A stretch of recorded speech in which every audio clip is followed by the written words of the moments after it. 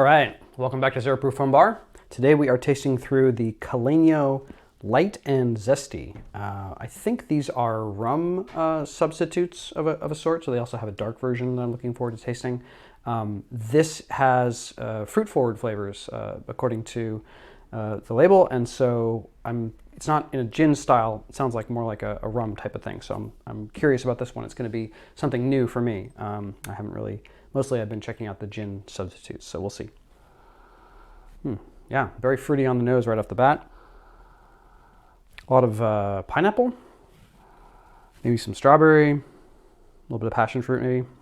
Let's see how it tastes. Whoa, yeah.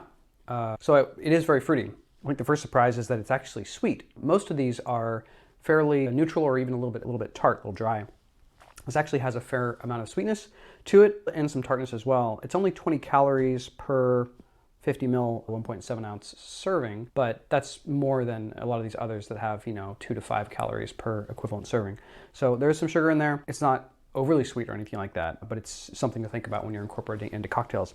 Anyway, what does it taste like? Again, you get a lot of that pineapple. I'm similarly getting what I was getting on the nose, strawberry, some banana in this case, maybe a little bit of passion fruit. Yeah.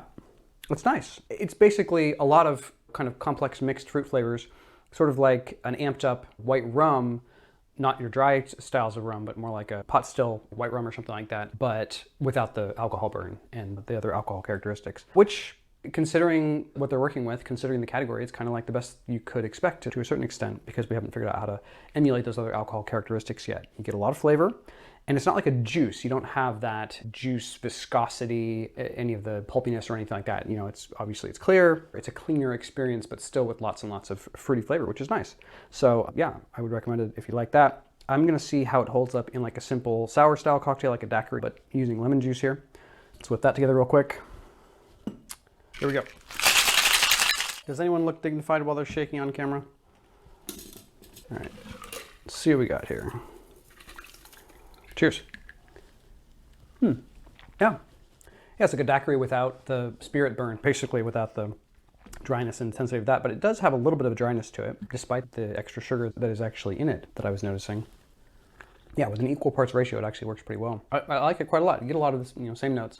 A lot of pineapple in particular, I would say here. Less of the banana when it's mixed like this, more like strawberry, other tart fruits and stuff like that are coming through. I bet this would open up and be really nice with some soda or tonic water or something like that to kind of, give that effervescence and aromatize things, get some things moving around. But even just as it is, like many non-alcoholic spirits, it kind of mixes into a simple sour like this, sort of like a flavored lemonade. But in this case, the fruit flavors really come through.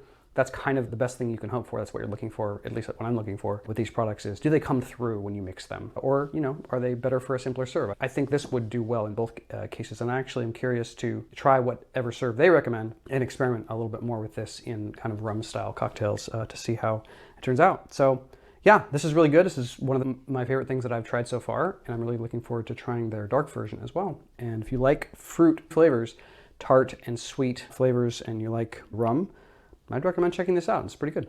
Cheers.